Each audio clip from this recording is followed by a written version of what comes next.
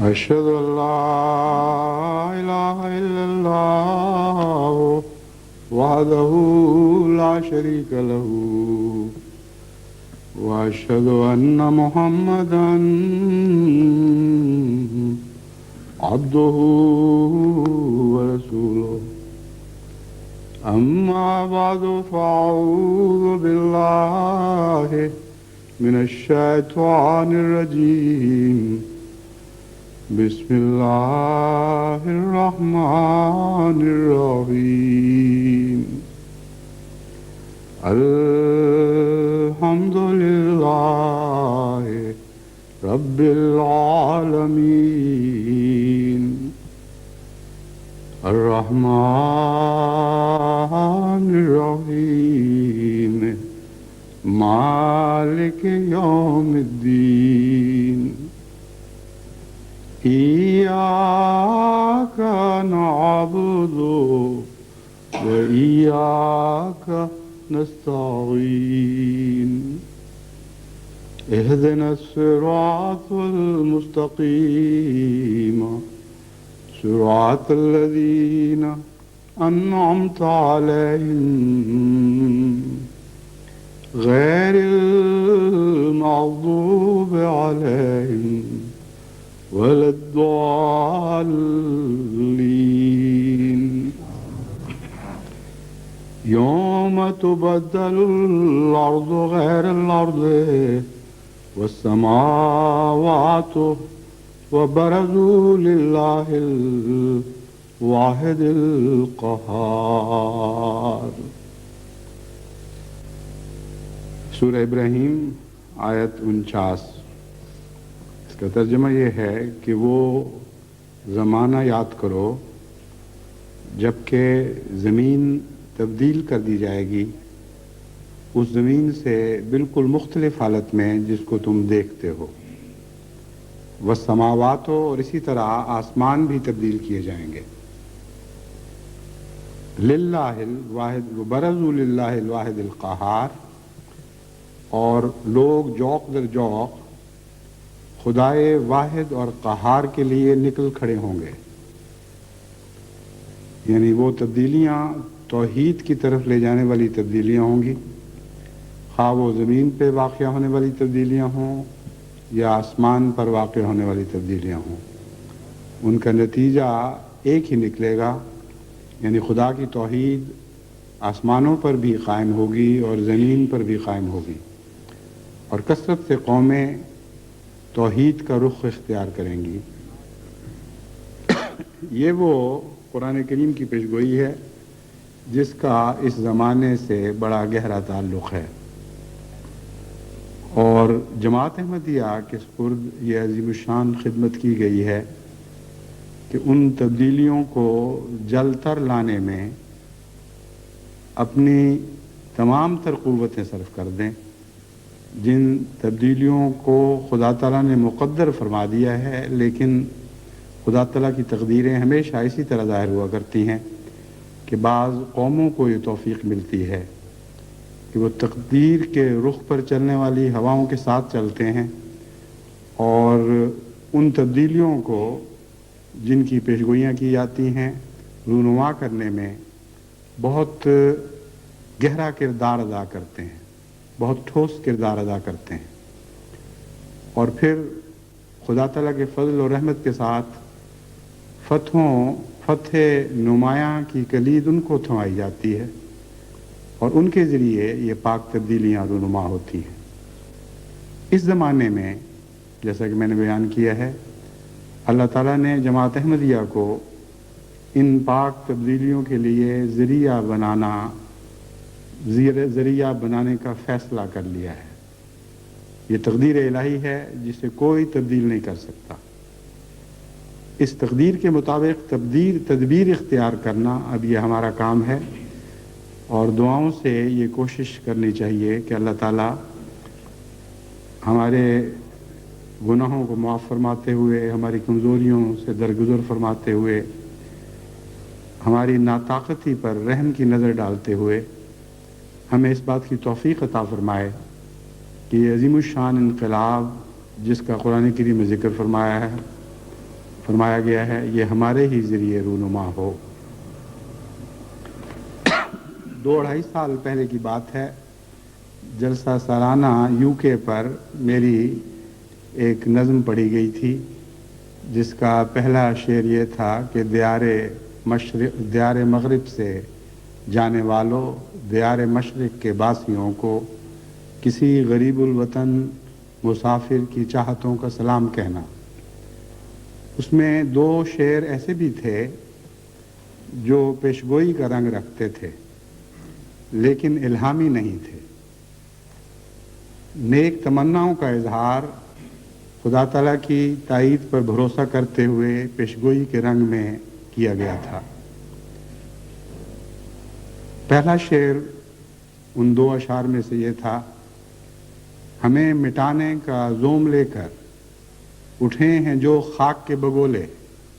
خدا اڑا دے گا خاک ان کی، کرے گا رسوائے عام کہنا۔ بس جماعت احمدیہ نے دیکھ لیا کہ کس طرح اللہ تعالیٰ نے ہماری توقعات سے بڑھ کر پوری شان اور صفائی کے ساتھ اس نیک تمنا کو جو پیشگوئی کا رنگ رکھتی تھی پورا فرما دیا۔ دوسرا شعر یہ تھا، بساط دنیا الٹ رہی ہے، حسین اور پائیدار نقشے جہان نو کے ابھر رہے ہیں، بدل رہا ہے نظام کہنا۔ اس میں تمام دنیا سے متعلق ایک پیشگوئی تھی جو جیسا کہ میں نے بیان کیا ہے ایک تمنا تھی جو پیشگوئی کا رنگ اختیار کر گئی، لیکن اللہ کی ذات پر توکل تھا کہ وہ اسی طرح دنیا کو دکھا دے گا۔ اور جیسا کہ ہمیں یقین ویسے بھی تھا، کیونکہ یہ وہ مضمون ہے جس کا تعلق در حقیقت قرآنی پیشگوئیوں سے ہے، اس آیت کریمہ سے ہے جس کی میں نے آپ کے سامنے تلاوت کی تھی۔ اس لیے اس بارے میں تو قطعاً کوئی شک کی گنجائش نہیں کہ ایسا ہونا تھا اور لازماً ہو کر رہنا تھا۔ جو میں نے تمنا کا اظہار شعر میں کیا اس سے مراد یہ تھی کہ یہ زمانہ قریب آ چکا ہے اور ہمارے دیکھتے میں یہ واقعات رونما ہونے شروع ہو جائیں گے، اور جماعت کو میں نے تسلی دلائی کہ ایسا ہونے والا ہے۔ بس اس رنگ میں اللہ تعالیٰ نے اپنی رحمت اور غیر معمولی شفقت کا اظہار فرماتے ہوئے ہماری توقع سے بھی جلدی ان باتوں کو دکھا دیا اور ان تبدیلیوں کی بنیادیں ڈال دیں۔ اس مضمون سے متعلق میں جماعت کو کچھ وضاحت کے ساتھ حالات کو سامنے رکھتے ہوئے نصیحت کرنا چاہتا ہوں۔ پہلی بات تو یہ ہے کہ جو عظیم الشان اور حیرت انگیز تبدیلیاں بڑی تیزی کے ساتھ دنیا میں رونما ہو رہی ہیں، ان تبدیلیوں کو جہان نو کا نقشے قرار نہیں دیا جا سکتا۔ ان تبدیلیوں کا اس شعر کے پہلے حصے سے تعلق ہے جو یہ ہے کہ الٹ رہی ہے بساط دنیا۔ جو تبدیلیاں آپ کو روس میں یا دیگر مشرقی یورپ کے ممالک میں ہوتی ہوئی دکھائی دے رہی ہیں، ان پر یہ امید نہ لگائیں کہ یہ ایک نئے نقشے کی بنیادیں ڈالی جا رہی ہیں۔ یہ پرانے نظام کو تباہ کیا جا رہا ہے۔ جو عظیم نظام ایک دنیا کے فلسفی نے خدائی نظام کے مقابل پر بنایا تھا، یہ اس کے انہدام کا دور ہے۔ اس لیے محض ان تبدیلیوں کو جہان نو کا نقشہ سمجھ کر خوشی کے نعرے لگانا درست نہیں ہے۔ ان تبدیلیوں سے متعلق ابھی تک انسان، اور جب میں انسان کہتا ہوں تو مراد ہے انسانوں میں سے وہ دانشور جن کے ہاتھوں میں دنیا کی بڑی بڑی قوموں کی باغیں تھمائی گئی ہیں، وہ انسان بھی ان تبدیلیوں کے متعلق ابھی تک یقین سے نہیں کہہ سکتا کہ ان کے نتیجے میں کیا ہونے والا ہے۔ شروع میں ہر ایک نے خوشی سے تالیاں بجائیں اور بڑے بڑے بڑے دعوی کیے کہ دیکھو کیسے عجیب عجیب واقعات ہو رہے ہیں، اور خوشی کا اظہار اس رنگ میں کیا گویا یہ سب تمام واقعات ان کی تائید میں ہو رہے ہیں، حالانکہ یہ بات درست نہیں۔ جو واقعات رونما ہو رہے ہیں ان کے پس منظر میں جو کچھ ابھرنے والا ہے ابھی تک انسان سے پوشیدہ ہے۔ اسی لیے بہت سے مفکرین فکر مند بھی ہیں اور پریشان بھی ہیں۔ وہ یہ بھی نہیں کہہ سکتے کہ مشرقی جرمنی اور مغربی جرمنی کے اتحاد کے کیا نتائج نکلیں گے۔ ابھی سے انہوں نے ایسے خدشات کا اظہار کرنا شروع کر دیا ہے جن سے ان کو یہ خطرہ، ان کے ذہنوں میں یہ خطرہ جگہ بناتا ہوا دکھائی دیتا ہے کہ کہیں یہ نہ ہو کہ اس اتحاد کے نتیجے میں وہ یورپ دوبارہ ابھر آئے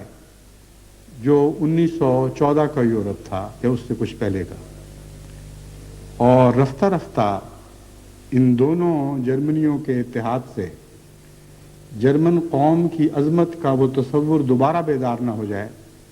جس کے نتیجے میں 2 دفعہ انسانوں کو بہت ہی ہولناک جنگوں میں دھکیلا گیا۔ اس کے نتیجے میں وہ یورپ کے چھوٹے چھوٹے ممالک جو پہلے بھی باقی یورپ کے مقابل پر بے حیثیت تھے، نئے خدشات محسوس کر رہے ہیں، اور یہ جو سیاسی خدشات ہیں یہ محض آئس برگ کا ٹپ ہے، یعنی آئس برگ جو سمندر میں برف کے بڑے بڑے تودے تیر رہے ہوتے ہیں ان کو کہا جاتا ہے۔ بعض دفعہ وہ پہاڑوں جتنے بڑے ہوتے ہیں، سطح سے اوپر تھوڑا دکھائی دیتے ہیں لیکن سطح کے نیچے بہت زیادہ ہوتے ہیں، اور بڑا حجم ان کا سطح کے نیچے پوشیدہ ہوتا ہے۔ اسی طرح خدا تعالیٰ نے جو یہ تبدیلیاں رونما فرمائی ہیں ان کا بہت تھوڑا سا حصہ دکھائی دے رہا ہے۔ آئس برگ کے متعلق تو حساب کی روح سے یہ کہا جا سکتا ہے کہ 1/3 سطح سے باہر ہوتا ہے اور 2/3 سطح سے نیچے،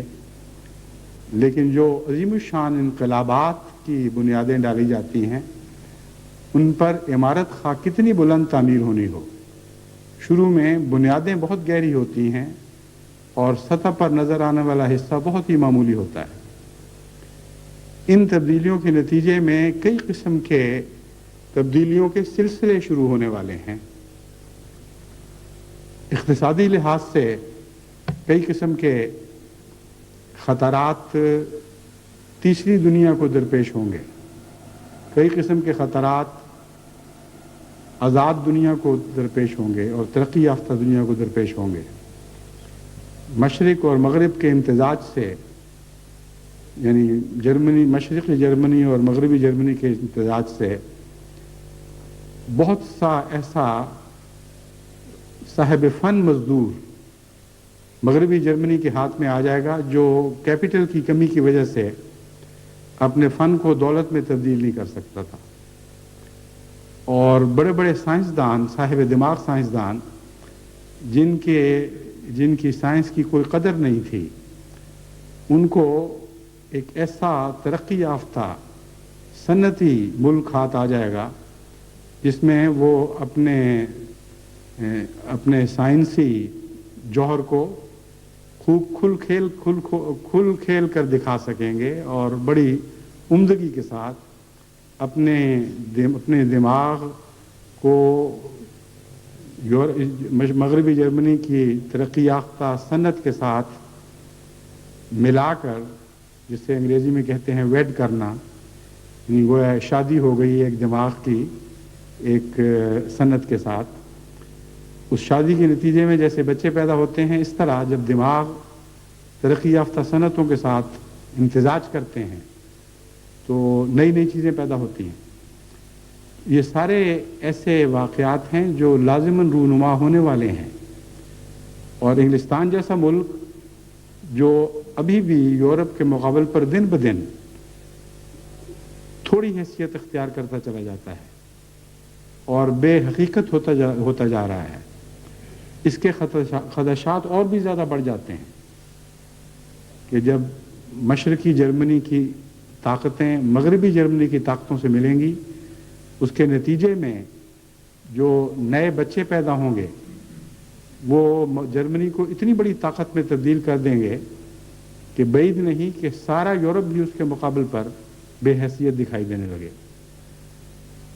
پھر دوسرے مشرقی یورپ کے ممالک ہیں جو طبعاً اپنی روایات کے لحاظ سے بھی اور زبان کے قرب کے لحاظ سے بھی اور جغرافیائی قرب کے لحاظ سے بھی اگر روس سے ہٹیں گے تو ان کا زیادہ تر انحصار جرمنی پر ہوگا، اور جرمنی کو ان سے براہ راست تقویت ملے گی اور ان کو جرمنی سے براہ راست تقویت ملے گی۔ تو نئے نقشے اس پہلو سے بھی ابھرنے والے ہیں۔ پھر روس نے جو یہ تبدیلیاں برداشت کی ہیں اس کے بہت سے محرکات ہیں، لیکن سب سے بڑا محرک اقتصادی دباؤ ہے۔ مارکسزم بعض پہلوؤں سے کامیاب ہوا ہو تو ہوا ہو، لیکن قومی اقتصادیات کے لحاظ سے یہ ناکام ہو چکا ہے، اور اس کو تسلیم کیے بغیر اب روس اشتراکی دنیا کے پاس کوئی چارہ نہیں رہا۔ بالکل وہی نقشہ ہماری آنکھوں کے سامنے ابھر رہا ہے جو 1945 میں حضرت مسلم موعود رضی اللہ تعالیٰ عنہ نے اپنی لاہور میں ہونے والی تقریر میں بیان فرمایا تھا، جس کا عنوان جو اس عنوان سے چھپی، اسلام کا اقتصادی نظام۔ اس زمانے میں احمدیہ ہاسٹل میں ہم نے اس تقریر کا انتظام کیا تھا۔ احمدیہ انٹر کالجیٹ ایسوسیشن کہلایا کرتی تھی، اس میں بھی ایک ممبر تھا۔ چنانچہ احمدی طلبہ نے اس تقریر کا اہتمام کروایا تھا، اور مجھے یاد ہے کہ اس میں آپ نے اشتراکیت کے گہرے مطالعہ کے بعد جو پیشگوئیاں کی تھیں کہ لازماً اشتراکیت کا انجام آخر یہ ہونا ہے، ان میں سے ایک یہ تھی کہ قومی طور پر تمام اقتصادی ذرائع کو اپنا کر انفرادی مقابلے کی دوڑ ختم ہو جاتی ہے، اور اجتماعی طور پر فوراً یہ احساس پیدا نہیں ہوتا، لیکن کچھ عرصے کے بعد 40-50 سال گزرنے کے بعد سارے کی ساری قومی اقتصادیات گھاٹے میں چلی جاتی ہے۔ اس وقت ان لوگوں کو احساس ہوگا کہ انسان کا بنایا ہوا نظام انسان کے لیے کافی نہیں، اور یہ مصنوعی نظام اشتراکیت کے کسی کام نہیں آئے گا۔ بین ہی وہی نقشہ ہے جو آج ہمارے سامنے ابھرا ہے، اور در حقیقت سب سے بڑا دباؤ جو اشتراکی دنیا پر ہے وہ اقتصادی ناکامی ہے۔ جب انفرادی طور پر انسان کو اپنی مرضی سے کمانے کے مواقع مہیا نہ ہوں، اور وہ بحیثیت انسان ایک نوکر بن کر رہ جائے، اور اس کے لیے نوکری سے نجات کی اور خود کسی معنی میں مالک بننے کی کوئی راہ باقی نہ رہے سوائے اس کے کہ وہ زبردستی حکومت پر قابض ہو، تو لازماً یہی نتیجہ نکلتا ہے جو ہمارے سامنے ہے۔ دو قسم کے پھر طبقات ابھر آتے ہیں، یہ نہیں کہ طبقات مٹ جاتے ہیں، بجائے اس کے کہ چھوٹے چھوٹے مالک اور چھوٹے چھوٹے مزدوروں کے گروہ ایک دوسرے کے ساتھ وابستہ ہوں، ایک دوسرے پر انحصار کر رہے ہوں، ساری قوم بحیثیت مجموعی ایک مالک بن کر ابھرتی ہے، اور ساری قوم اس کے مقابل پر مزدور بن کر اس بڑے اور زیادہ طاقتور مالک کے سامنے بالکل بے بس ہو جاتی ہے، اور انفرادی طور پر کچھ حاصل کرنے کے لیے کوئی راہ باقی نہیں رہتی سوائے ایک راہ کے کہ حکومت کے طبقے میں انسان داخل ہو جائے۔ چنانچہ اس لیے پارٹیاں جو ایسے اقتصادی نظام کو چلانے والی پارٹیاں ایک چھوٹا سا طاقتور گروہ تیار کرتی ہیں، جن میں وہ ایک دوسرے کو تقویت دیتی ہیں، اور حکومت کی ساری باغ ڈور ان چند ہاتھوں میں چلی جاتی ہے جن سے پھر کبھی بھی عوام الناس اپنی مرضی کے مطابق وہ چھین نہیں سکتے. تو ایک طاقتور طبقہ پھر بھی ابھرتا ہے, ایک مظلوم طبقہ پھر بھی ابھرتا ہے, لیکن اقتصادی لحاظ سے اس سے کہیں بدتر حالت میں جو آزاد اقتصادی نظاموں میں ہمیں نظر آتی ہے. نہ یہ اسلامی نظام ہے نہ وہ اسلامی نظام ہے. اس لیے یہ خیال کر لینا کہ اس نظام کا ٹوٹنا, یعنی اقتصادی نظام کا ٹوٹنا, وہ نئے نقشے بنا رہا ہے جس کا میں نے اپنے شعر میں ذکر کیا تھا, یہ ایک غلط بات ہے. اس میں کوئی حقیقت نہیں. یہ نقشے جو مٹ رہے ہیں یہ مٹنے کے لائق تھے اس لیے مٹے ہیں, لیکن وہ نقشے جو اشتراکی دنیا سے باہر بنے ہوئے ہیں وہ بھی مٹنے کے لائق ہیں, کیونکہ وہ بھی اسلامی نہیں, اور انہیں بھی لازماً مٹنا ہے. اور یہ جو تاریخی ادوار ہیں یہ فوراً 1-2 سالوں یا چند سالوں میں ظاہر نہیں ہوا کرتے, مکمل نہیں ہوا کرتے, ان کو کچھ وقت لگتے ہیں. لیکن جیسا کہ حالات نے پلٹا کھایا ہے, انسانی توقعات سے بہت زیادہ تیزی کے ساتھ یہ حالات تبدیل ہوئے ہیں. اس لیے بعید نہیں کہ دوسری دنیا کے حالات بھی تیزی کے ساتھ تبدیل ہوں. کس رنگ میں ہوں اس کے متعلق ابھی کچھ نہیں کہا جا سکتا. بہت سے ایسے خدشات ہیں جن کے متعلق تفصیلی ذکر کی اس وقت ضرورت نہیں, لیکن میں یہ خیال کرتا ہوں کہ آج کی دنیا کے دانشور ان تبدیلیوں کو امن کی طرف بڑھتی ہوئی تبدیلیاں سمجھ رہے ہیں. یہ یقینی اور درست بات نہیں. انہی تبدیلیوں کی کوکھ سے عالمگیر جنگیں بھی جنم لے سکتی ہیں. اس لیے اللہ تعالیٰ بہتر جانتا ہے کہ آزاد جو دنیا, یعنی جو دنیا آزاد کہلاتی ہے اور حقیقت میں آزاد نہیں,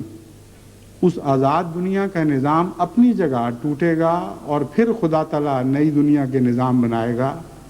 یا ایک عالمی جنگ کی صورت پیدا ہوگی اور حالات صاحب اقتدار لوگوں کے ہاتھوں سے نکل جائیں گے اور وہ بے اختیار ہو جائیں گے, اور پھر اس جنگ کے بعد وہ نیا نظام ابھرے گا جس کے متعلق میں نے اپنے شعر میں اشارہ کیا تھا, اور جیسا کہ میں نے بیان کیا ہے ایک تمنا کا اظہار تھا, مگر اس تمنا کی بنیاد قرآن اور حدیث اور حضرت مسیح موعود علیہ الصلوۃ والسلام کی پیشگوئیوں پر تھی. یعنی وہ تمنا لازماً پوری ہونے والی تمنا تھی, یقینی تھی. اس کا یہ پہلو کہ ہمارے دیکھتے میں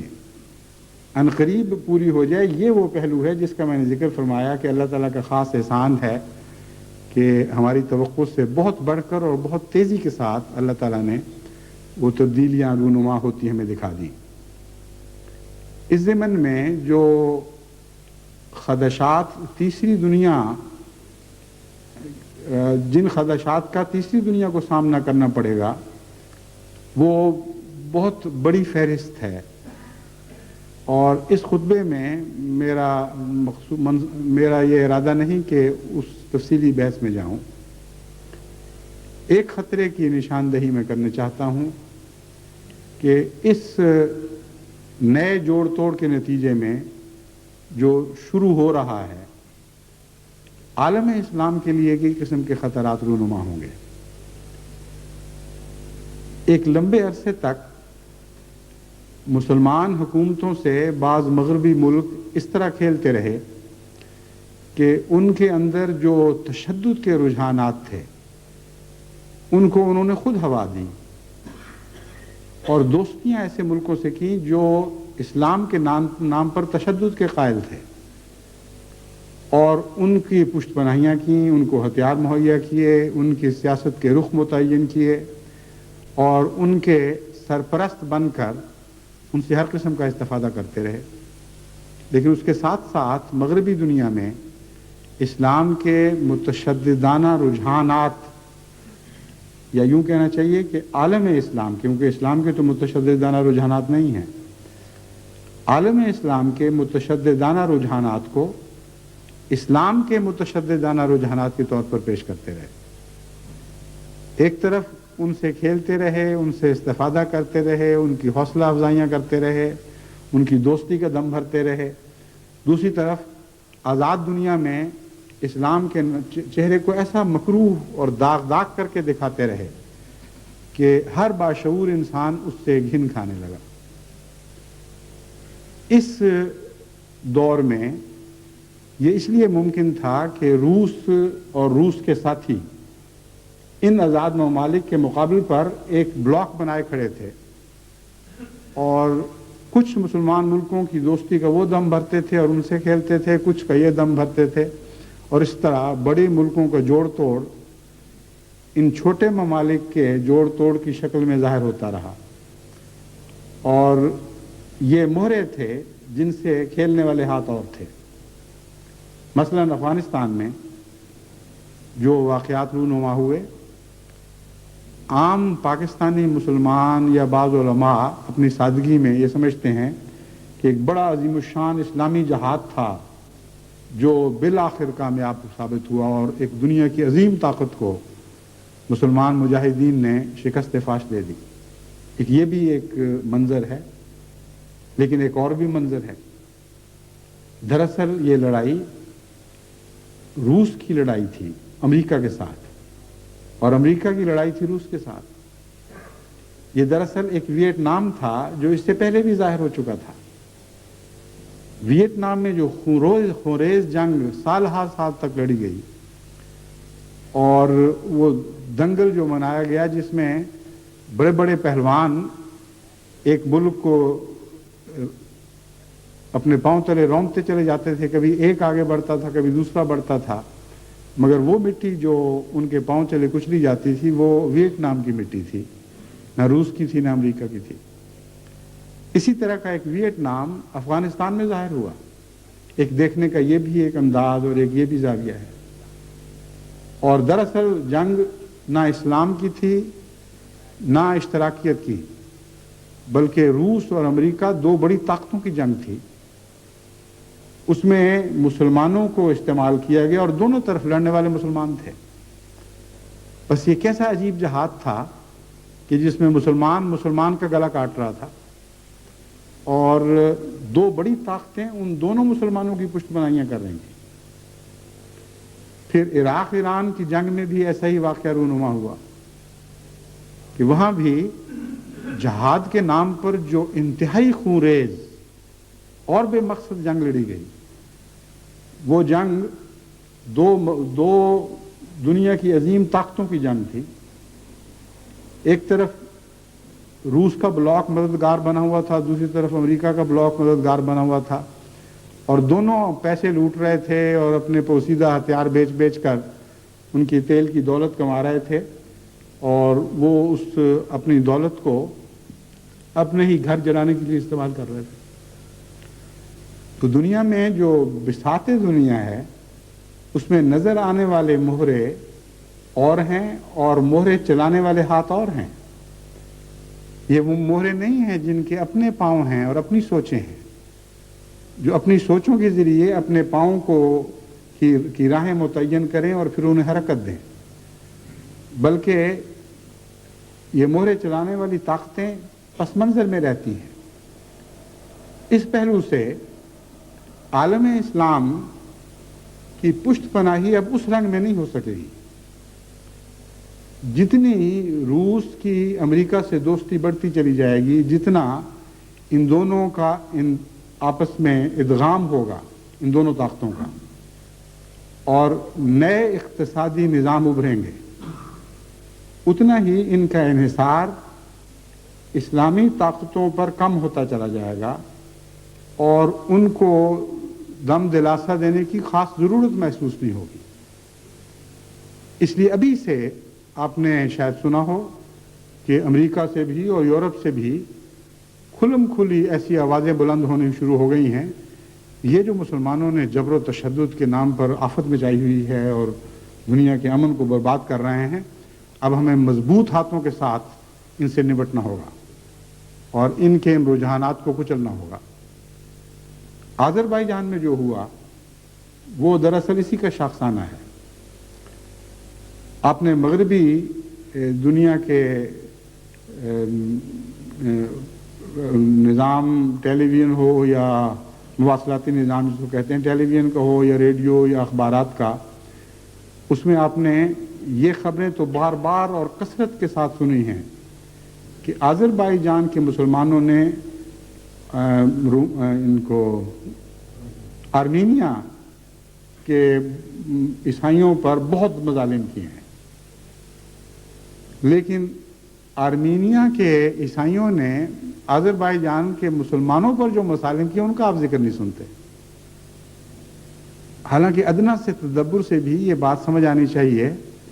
کہ یہ جو محاورہ ہے اردو کا کہ تالی ایک ہاتھ سے نہیں بجتی، یہ بڑا گہرا محاورہ ہے، حقیقت پر مبنی محاورہ ہے۔ لازماً اس کی ایک لمبی تاریخ ہے، ان دونوں قوموں کی لڑائیوں کی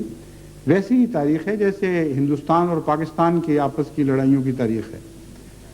اور جہاں جس کا زور چلا ہے اس نے دوسری فریق پر ظلم کیا ہے۔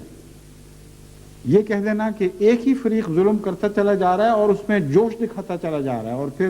اس جوش کی حالت میں تباہی کے کنارے پہ پہنچ گیا ہے لیکن وہ ظلم سے باز نہیں آ رہا، یہ محض ایک فرضی کہانی ہے۔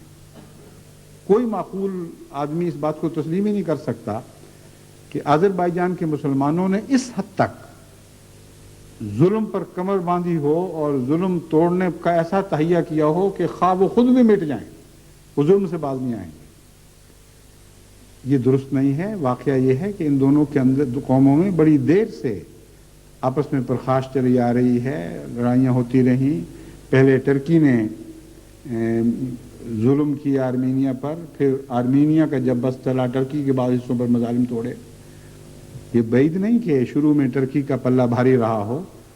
لیکن بعد ازاں کیونکہ یہ وہی ممالک ہیں جو روسی اقتدار کے نیچے چلے گئے تھے اور ترکی سے ان کا تعلق ٹوٹ گیا تھا، اس لیے تاریخی ورثے کے طور پر جو دشمنیاں انہوں نے پائی تھیں وہ جاری رہیں۔ لیکن آپ نے دیکھا کہ روس نے بھی جب آذربائیجان کی آزادی کی آواز کو دبایا ہے تو مسلمان کہہ کر دبایا ہے، اور مقصد یہ تھا کہ مغربی دنیا اس بات سے مطمئن ہو جائے کہ روس اپنے دہریانہ عقائد کے باوجود عیسائیت کے لیے تو نرم گوشہ رکھتا ہے لیکن مسلمانوں کے لیے نرم گوشہ نہیں رکھتا۔ اس لیے روس نے جہاں جہاں بھی باقی جگہ پہ آزادی کی آواز کو دبانے کی کوشش کی ہے وہاں مغربی دنیا نے بیک آواز اس کی مخالفت کی ہے، لیکن آذربائیجان کے معاملے میں بیک آواز اس کی حمایت کی ہے۔ بس جن خطرات کی میں نشاندہی کر رہا ہوں یہ بھی ان میں سے ایک معمولی آغاز ہے۔ آئندہ کیا ہونے والا ہے اس کی تفاصیل اگر سوچی بھی جا سکتی ہوں تو یہاں بیان کرنے کا موقع نہیں، لیکن میں جماعت احمدیہ کو یہ خصوصیت کے ساتھ نصیحت کرتا ہوں کہ چونکہ جہان نو کے جو پاک نقشے ابھرنے ہیں ان کا جماعت احمدیہ کے ساتھ گہرا تعلق ہے، اس لیے اس ٹوٹ پھوٹ کے دور میں جہاں پہلا نظام ٹوٹ رہا ہے، ٹوٹ پھوٹ کے خطرات سے عالم اسلام کو بچانے کے لیے جماعت کو دعا کرنی چاہیے،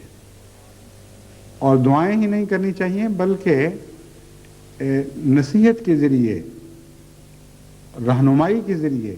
عالم اسلام کی مدد کرنی چاہیے۔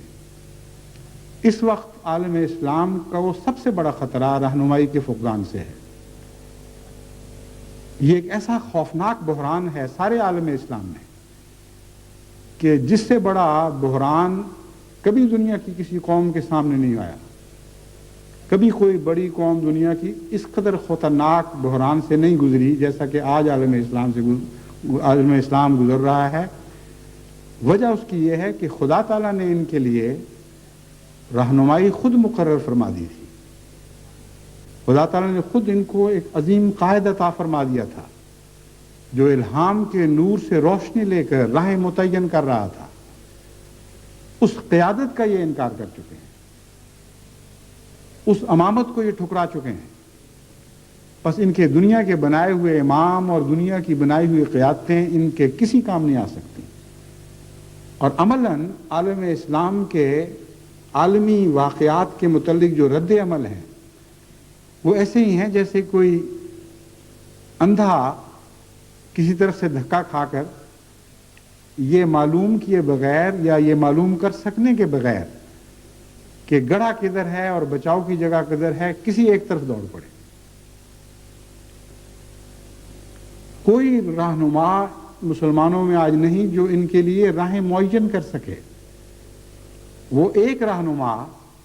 جس کے نتیجے میں اب خدا تعالیٰ کے فضل سے جماعت احمدیہ کی عالمگیر قیادت ابھری ہے جسے خدا نے مقرر فرمایا تھا، اس کا بدقسمتی سے مسلمان قوم انکار کر چکی ہے. اور جہاں جہاں انکار میں بڑھ رہی ہے وہاں وہاں زیادہ سے زیادہ مصائب ٹوٹ رہے ہیں. سب سے زیادہ مصیبت اس وقت پاکستان میں ہے جہاں رہنمائی کا فقدان ایسے دکھوں اور دردوں میں تبدیل ہو گیا ہے کہ قوم کا جوڑ جوڑ دکھ رہا ہے، پور پور میں تکلیف ہے. اتنا دردناک حال ہے اس وقت پاکستان کا کہ کوئی زندگی کا شعبہ ایسا نہیں جو بشدت بیمار نہ ہو، جس میں زہر نہ گھل گیا ہو. کوئی قیادت نہیں ہے، اور جو قیادت نظر آتی ہے اس کے دل میں ان کے لیے کوئی ہمدردی نہیں جنہوں نے ان کو قائد بنا رکھا ہے. قتل عام ہو رہے ہیں، ڈاکے پڑ رہے ہیں، اغوا ہو رہے ہیں، ہر قسم کی بدیاں جن کا آپ دنیا میں تصور کر سکتے ہیں، جو خدا خوفی کے بغیر پیدا ہوا کرتی ہیں، وہ اپنی پوری قوت کے ساتھ اور بھیانک شکل کے ساتھ پاکستان میں ابھر رہی ہیں. اور ہر بدی ظالمانہ سفاکانہ رنگ رکھتی ہے. چھوٹے چھوٹے بچوں کو اغوا کر لینا اور ان کو قتل کر دینا، ماؤں سے جدا کرنا، طالب علموں کو اغوا کر کے لے جانا، امیر لوگوں کے بچوں کو پکڑ لینا اور بڑے بڑی رقموں کے مطالبے کر کے، یہ تو ایک روزمرہ کی تجارت بن گئی ہے. پھر چھوٹے چھوٹے بچوں کو اغوا کر کے ان کے بازو توڑ کر ان کی ٹانگیں ٹیڑھی کر کے ان کو دولت کمانے کے لیے فقیروں کی ریڑھیوں پر ڈال کر عوام الناس میں ان کی نمائش کرنا، اور جو رحمت کا دودھ تھوڑا سا انسانوں میں باقی ہے اس کو اس طرح ان بچوں کی راہ سے نچوڑتے چلے جانا، دھوکے اور فریب سے مانگنے کے نئے نئے ڈھنگ اختیار کرنا. کوئی ایک بات آپ ایسی ہو جو آپ سوچ سکیں کہ بد ہے اور پاکستان میں نہ ہو، کوئی ایسی بات نہیں آپ سوچ سکتے. ہر بدی اپنی انتہائی مکروہ شکل میں، نہایت ظالمانہ اور سفاکانہ صورت میں پاکستان میں اس طرح پرورش پا رہی ہے جیسے ماں کے دودھ پر بچے پرورش پاتے ہیں، جیسے زرخیز زمین پر ہریابل پرورش پاتی ہے. بس پاکستان کی گلی گلی، پاکستان کا گھر گھر دکھی ہوا ہے. اب حال ہی میں کراچی میں جو فسادات ہوئے ہیں، کہنے کو تو 45 آدمی مارے گئے اور سینکڑوں زخمی ہوئے، لیکن امر واقعہ یہ ہے کہ ہمارا تجربہ ہے کہ ایسے اعداد و شمار ہمیشہ کم کر کے دکھائے جاتے ہیں، اور امر واقعہ یہ ہے کہ اس سے بہت زیادہ اموات بھی ہوتی ہیں اور بہت زیادہ لوگ زخمی بھی ہوتے ہیں جتنے حکومت کے ادارے یا اخبارات بیان کرتے ہیں. لیکن قطع نظر اس کے سارے شہر میں ان علاقوں میں جہاں فساد ہوئے، جو بے چینی کی لہریں چلی ہیں، جو عدم تحفظ کا احساس پیدا ہوا ہے، ماؤں کے سر کے دوپٹے اتر گئے، وہ عورتیں جن کو ہر لمحہ اپنی بیوگی کا خوف تھا، وہ بچیاں جن کو ہر لمحہ اپنے یتیم رہ جانے کا خوف تھا، یہ خوف اور یہ دکھ اور یہ فکر اس کثرت کے ساتھ کراچی کے گھروں میں محسوس ہوئے ہیں اور حیدرآباد سندھ کے گھروں میں محسوس ہوئے ہیں کہ ان دکھوں کو ان اعداد و شمار کے ذریعے ظاہر کرنا بالکل ایک بیکار اور ناکام کوشش ہے. 40 قتل ہوئے ہوں یا 50 قتل ہوئے ہوں یا 100 قتل ہوئے ہوں، امر واقعہ یہ ہے کہ لکھوں کھا دل ہیں جو روزانہ زخمی ہوتے ہیں، روزانہ خون بہاتے ہیں. کوئی امن نہیں رہا، کوئی ضمانت نہیں کسی چیز کی. علم کا میدان ہو، تجارت کا میدان ہو،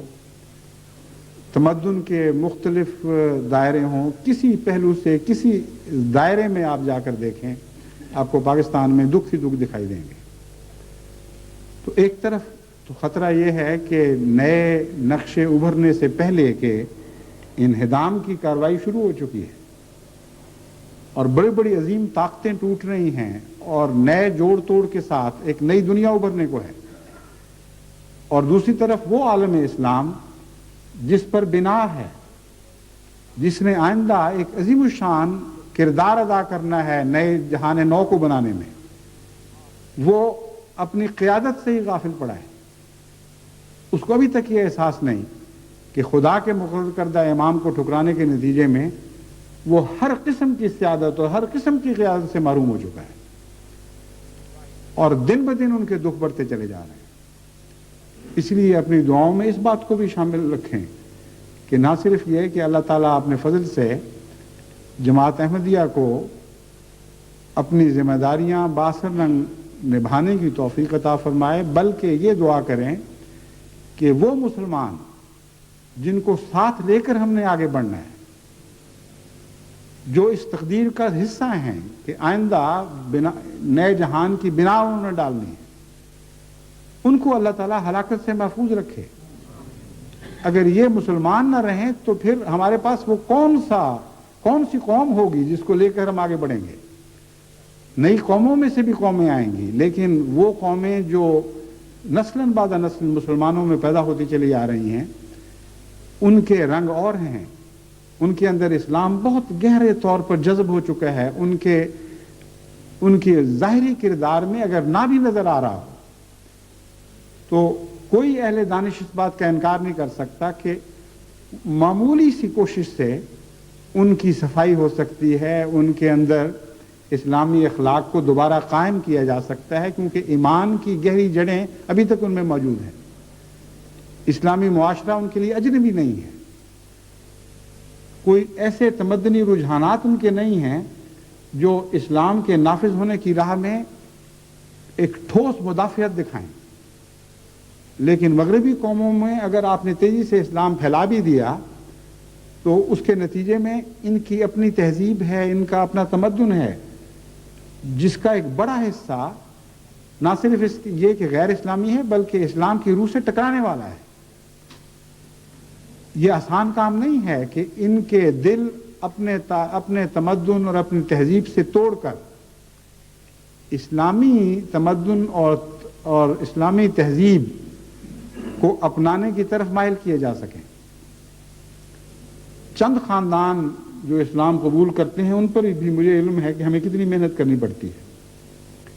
اس لیے لازماً احمدیت کے لیے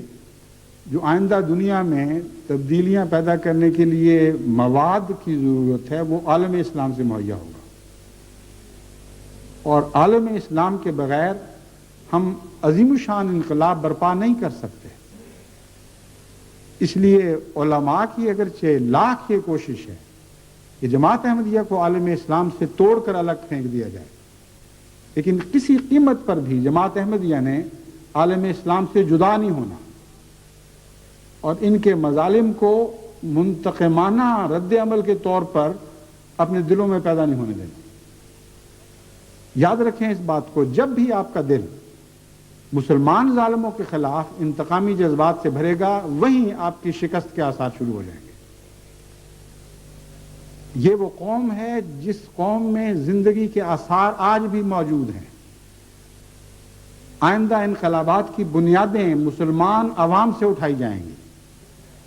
اور لازماً جماعت احمدیہ کو ان کے دل جیتنے ہیں. آج نہیں تو کل، کل نہیں تو پرسوں، لازماً یہ وہ دل ہیں جن کو جماعت احمدیہ کے لیے بنایا گیا ہے. جماعت احمدیہ ان کو جیتے گی اور پھر حضرت اقدس محمد مصطفیٰ صلی اللہ علیہ وآلہ وسلم کا برپا کردہ انقلاب اثر نو تمام عالم میں برپا کیا جائے گا. بس اس بات کو ہمیشہ پلے باندھے رکھیں، کبھی بھی مسلمان بھائیوں کے مظالم کے نتیجے میں دل برداشتہ اس رنگ میں نہ ہوں کہ آپ کے دل سے بد دعائیں نکلنی شروع ہوں، جلد بازی میں آپ کہنے لگیں کہ آ گئی سزا، اب یہ پکڑے جائیں گے، اب یہ مار کھائیں گے۔ جہاں یہ بات ہوئی وہاں یہ سمجھ لیں کہ آپ کا اپنا جسم فالج زدہ ہو رہا ہے۔ جن پر آپ کی بنا تھی وہ اعضاء اگر مفلوج ہو جائیں تو آپ نے دنیا میں کام کیا کرنے ہیں؟ پس آپ نے ہرگز کسی قیمت پر عالم اسلام سے جداگانہ شخصیت ان معنوں میں اختیار نہیں کرنی کہ آپ ان سے اپنے وجود کو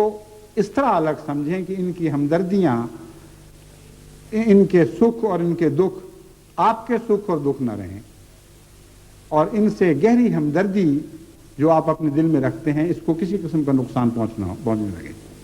یہ ایک مشکل کام ہے، ایک مشکل فیصلہ ہے، میں جانتا ہوں نفسیاتی لحاظ سے ایک بہت ہی کٹھن بات ہے جو میں آپ سے کہہ رہا ہوں، مگر اسی میں ہماری زندگی ہے، اسی میں ہماری بقا ہے۔ بس دعا کے ذریعے مدد مانگیں اور یہ دعا کریں کہ اللہ تعالیٰ جلد تر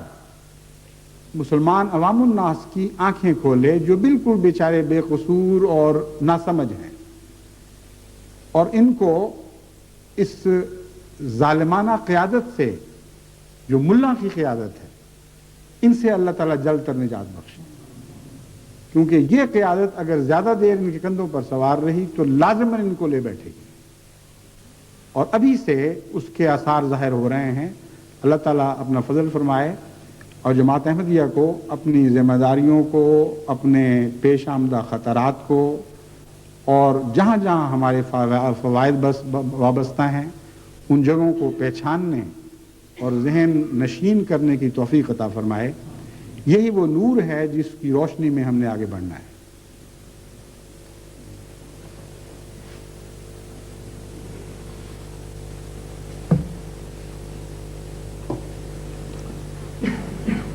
الحمد للہ نحمده ونستعینه ونستغفره ونؤمن به ونتوکل علیہ ونعوذ باللہ من شرور انفسنا ومن سیئات اعمالنا من يهده اللہ فلا مضل له ومن يضلله فلا هادي له ونشهد أن لا إله إلا الله وحده لا شريك له ونشهد أن محمدا عبده ورسوله عباد الله رحمكم الله ان اللہ یامر بالعدل والإحسان وإیتاء ذی القربى وینہی عن الفحشاء والمنکر والبغی یعظکم لعلکم تذکرون اذکروا اللہ یذکرکم وادعوہ یستجب لکم وَلَذِكْرُ اللَّهِ أَكْبَرُ